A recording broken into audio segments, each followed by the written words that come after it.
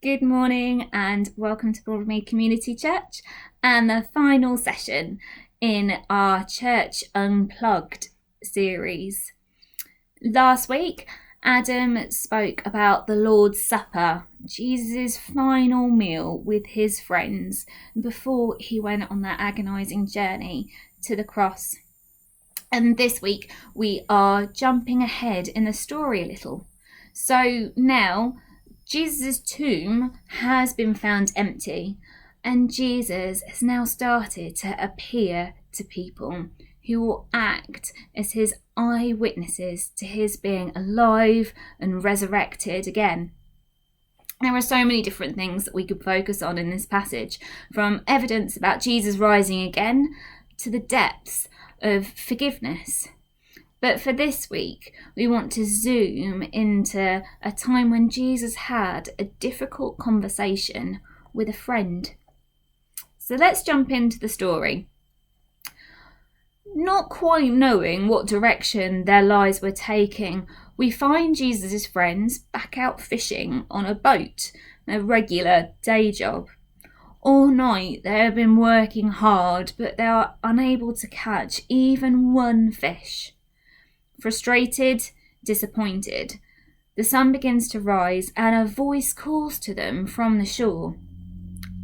"Try another side," the voice says, as if that's going to make any difference at all. But it does. They catch a huge net of fish. We come to the point in the story where Jesus' friends were finally beginning to understand who Jesus really is. And we don't know of the rest of the disciples' names other than Peter and John. And it's John who kind of nudges over to Peter and says, "It's the Lord, it's Jesus." But whereas John is the first to recognise, without seeing Jesus at the shore, he recognises what Jesus is doing, but it's Peter who's the kind of typical don't look before you leap person who jumps into the water. Never mind that his friends are, carrying a now heavily laden boat back in. But once they're all back to shore, just look at what Jesus does. And it shouldn't be a surprise to any of us by now that he's already has a warmed fire going and breakfast there ready for them. So let's just pause here for a moment. Because there's something to be admired about Jesus here. He has just gone through an agonisingly brutal journey to the cross. And when he reunites with his friends, he doesn't just say, "Yeah, do you know what? Last week was rough, and here's the scars from it that I have right now, and I could just really use for some R&R time." Rather, he's actually slightly tongue-in-cheek with his friends. And knowing his friends have had a disastrous night, catching no fish, he stands on a beach and calls to them from the other side, and then waits for the penny to drop for them to realise it's him, and serves them all breakfast. But this isn't an ordinary breakfast. Sure, there's excitement and a delighted enjoyment as these friends reconnect over this barbecue beach breakfast. But there's also another emotion creeping in.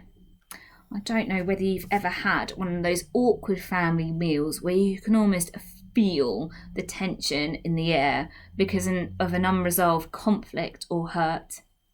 If you've tracked with this story the whole way through, you might just be thinking, this barbecue on the beach is lovely, but what about Peter? Peter, the one who recognised the game that Jesus was playing and jumped off the boat without hesitating. Peter, who recognised before most that Jesus was indeed the Messiah, the coming King, ready to restore the world back to how it was intended to be. Peter, who charged a soldier in defence of Jesus, but also the Peter who denied that Jesus was ever his friend as Jesus took the agonising walk to the cross. That Peter. Can you imagine this moment leading up to the cross? Peter locking eyes with Jesus, beaten and torn, as Jesus overhears one of his closest friends saying, "I don't know this man," like saying, "He's not my friend." Peter's active denial cuts to the core, particularly as he earlier promised, "I'm going to go with you, Jesus, whatever it takes. Wherever you go, I'm going to go with you." Peter can fight for Jesus. He can jump out of a boat in the middle of a storm for Jesus. But he doesn't seem to take humiliation with Jesus. Rather than standing by his friend in his darkest moment, Peter is ashamed of Jesus and fearful of what might happen to himself. I wonder, have you ever let a friend down? How did you handle it? How did they handle it? Peter's understanding of Jesus was being blown out of the water, as was Peter's understanding of himself. Peter's understanding of Jesus and his cunning kingdom was almost like, Jesus coming in, he's coming in as king, they're going to take over from the oppression of the Romans. But actually, Jesus was trying to teach them that his kingdom was a call to love, humility, and servitude. Remember that it was Peter who struggled with the idea of Jesus getting on his hands and feet and washing Peter's own dirty, stinky feet. Jesus wasn't always what Peter expected him to be. And I wonder, has there ever been a time where you have had to unwind or reshape your understanding of God? So there they are, back on the beach. Peter leaps out of the boat and has breakfast. Jesus breaks the bread and everything seems normal, except for the elephant in the room. Breakfast finishes. The fish has been eaten, the bread gone, and the story shifts from being about Jesus reuniting with his friends to zooming in on a more intimate one-to-one dynamic between Jesus and Peter. And as they talk, there's a question hanging in the air. "Simon Peter, son of John, do you love me?" It's interesting here that some of the commentaries point out that Jesus refers to Peter by his original name as Simon, which means rocky. Peter has had a bit of a rocky time and far from the sturdy rock that Jesus has referred to Peter in the past as being. "Simon Peter, do you love me?" Peter responds, "Yes, Lord, you know that I love you." So that's it. Peter is reassured of Jesus of his love. We know that Jesus is quick to forgive, so they move on now, yeah? If we read our Bibles, what does it actually say? And Jesus speaks again. Jesus says, "Feed my lamb," and asks again, "Simon Peter, son of John, do you love me?" "Yes, Lord, you know that I love you," Peter reassures, and surely Jesus will believe him now. But Jesus says, "Take care of my lambs." And for the third time, "Simon Peter, son of John, do you love me?" And at this point, some of the commentaries point out that the Greek word for this type of love is a friend, and it could be asking, "Peter, are you my friend?" And this time, Peter isn't quick to respond. The text says that he's hurt, but Jesus confronts the elephant in the room head on. 3 times, Peter denied ever being Jesus' friend. And 3 times, Jesus asked Peter whether he loves him. "Are you really my friend?" Understanding dawns on Peter that he often quick to speak, is perhaps a little bit more emotionally intelligent of his own human heart. And Peter responds differently this time. He says, Lord, you know all things. You know that I love you. That knowing word in the Bible is so deep. It's a real intimate knowing. It's knowing somebody inside out. You know me. You know me. You see my heart. You know what motivates me. You know me. And so the subtext could read like this. Lord, you know the promises that I've made to you. Promises I was quick to make but did not keep. But you know how much I wanted to keep them. You know that I love you. Peter has held his hand out to Jesus has held his hand out to Peter before. In a boat, when the sea was stormy, Peter jumped off the boat and was able to walk on water. But when he took his eyes off Jesus, he began to sink, and Jesus pulled him right back up again. Jesus does the same thing here. Jesus cuts to the heart of what's happened. He makes Peter feel it so that it does hurt, but this learning needed to go deep. And so Jesus says to him something really difficult. He turns around and he says, there'll be a time that comes, Peter, when there'll be people who will take you where you do not want to go. In other words, Peter, I want you to know that the road ahead isn't easy, but follow me. Follow me. Peter, having learnt a difficult lesson, doesn't respond with his often immediate yes and dive straight in. He actually deflects the situation by looking at John. Have you ever done that in your life where actually it feels it's a little bit uncomfortable and actually I'm going to deflect to another topic, or in this case another person? He deflects over to John and says, okay, but what's going to happen to him?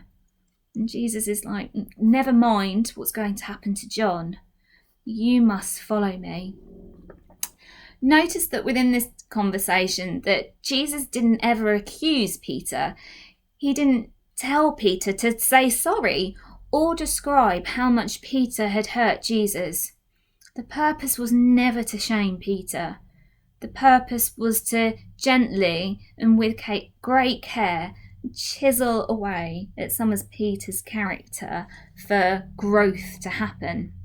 And through an honest conversation with a friend, Peter had been given enough grace to grow in love and in courage to go on and care for God's children. Jesus used Peter's experience to act as a mirror to Peter, revealing his real and honest motivations of his heart. Not because Jesus doesn't already know, but so Peter understands, and in understanding becomes more able to shepherd God's people. Peter came to a new, deeper understanding about God, about Jesus, but also about himself. Had Jesus have not have dealt with the elephant in the room, then Peter may not have grown in enough emotional awareness and spiritual maturity to become a servant shepherd with a heart for people and room for grace. Sometimes when we talk about a new start or a clean sheet, we can compartmentalise it. And the picture that I get is of a cupboard being stuffed away, but not actually ever really clearing out the stuff. And all that's going to happen is that when we open the cupboard back out again, a huge amount of stuff creeps in or jumps out at you. From the conversation that Jesus had with Peter, Jesus spends time clearing away rather than trying to cram cupboards. It may take longer, but it's the only way to get the stuff back in its right place again. Peter doesn't get to go back and erase what's happened, but he does come to a new understanding of himself in relation to his friend, and live differently as a result. And there were some artists who were drawing sort of pictures, and when they came across a mistake, they actually said, no, we're not going to start out with a clean sheet of paper. We're going to try and reimagine what that picture could be. And great things, great creativity can happen as a result from that. So for us, I wonder what that means. Rather than compartmentalising, can we clear? And rather than erasing, can we reshape the picture? And just to bring this round to a summary, Peter went on to love and care for the people Jesus asked him to. But what came first was a vulnerably honest yet healing conversation with a friend who loved him and who knew him better than he knew himself. So I would really encourage you, be honest with Jesus. He knows your heart. He knows you already. If there's something that you feel this morning that can't be overcome, then be encouraged that Peter, Jesus' closest friends, all make mistakes, have regrets, perhaps wish they had done things differently. But an honest conversation with Jesus can reshape the picture. So let's pray this morning to close. Jesus, thank you so much that you are a creative God, that you have honest conversations because you know us, that you take time to sit and have breakfast with us. In fact, you serve us that breakfast. And thank you that over breakfast we can take time to really look at you and you look at us and say, where is this picture going? Thank you for what you have for us and for the people that you've envisaged us to be. In your name, amen. Okay, so take care everybody. I hope you have a really good week and we'll look forward to seeing you back on next Sunday.